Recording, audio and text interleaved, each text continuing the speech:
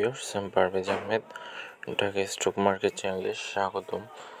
আশা করি আল্লাহর অশেষ রহমতে ভালো আছেন, সুস্থ আছেন। তো আমি আপনাদের প্রতিবার ভিডিও বানাই বিভিন্ন স্টক সম্পর্কে সাজেশন দেওয়ার জন্য, এবং অনেক সময় সেটা সতর্কতামূলক। তো আজকে একটা ভালো একটা কোম্পানির স্টক সম্পর্কে আলোচনা করব, বাট এটা অবশ্যই সতর্কতামূলক।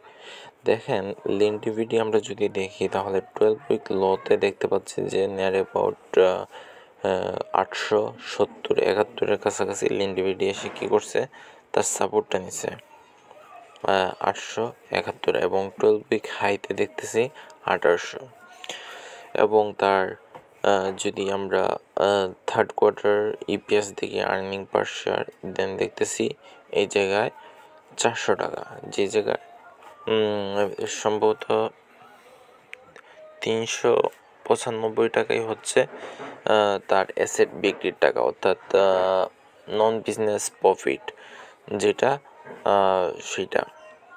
এবং তার যদি নেট অ্যাসেট ভ্যালু দেখেন, নেট অ্যাসেট ভ্যালু 220 টাকা, কিন্তু গতবার ছিল প্রায় 640 টাকা। তো একটা কোম্পানির নেট অ্যাসেট ভ্যালু 3/1, তার মানে কোম্পানিটি তার ম্যাক্সিমাম যেটুকু ছিল, ম্যাক্সিমাম যেটুকু অ্যাসেট ছিল সেগুলো বিক্রি করে ফেলছে। সো দ্যাটস ওয়াই আমার ধারণা হচ্ছে যে ইন ফিউচারে তাদের আর্নিংয়ে আমরা একটা ডিক্লাইন দেখতে যাচ্ছি।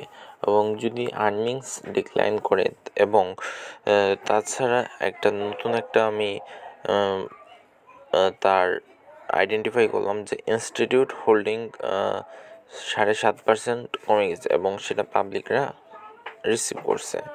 সো দ্যাটস মিন এই বিজনেসটা এক্সপেনশন না হয়ে এটা আরও সংকোচন হচ্ছে। দ্যাটস ওয়াই ইন ফিউচার তাদের আর্নিং কমবে, যদিও বা আমাদেরকে দেখাচ্ছে ডিভিডেন্ড এটা রিয়েল ডিভিডেন্ড না, রিয়েল ডিভিডেন্ড 42% দেখাচ্ছে, বাট এটা রিয়েল না।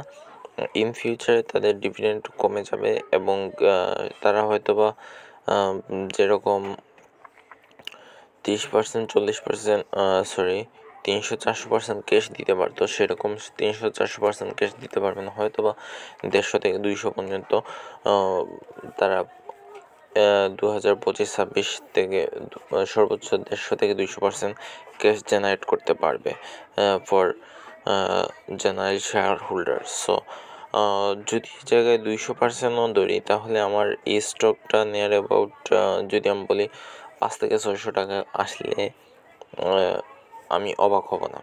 সো এটাই আমি আপনাদেরকে বলতে চাইছিলাম। এটা হচ্ছে ফান্ডামেন্টালি আমি এই স্টকটার সম্পর্কে বললাম, এবং টেকনিক্যালি যদি দেখার চেষ্টা করি, টেকনিক্যালি আমি কোনো চার্ট ড্র করতেছি না, টেকনিক্যালি আমি যদি দেখার চেষ্টা করি তাহলে এই স্টকটা সবসময়ই 1300-1400 কাছাকাছি ছিল, ঠিক আছে।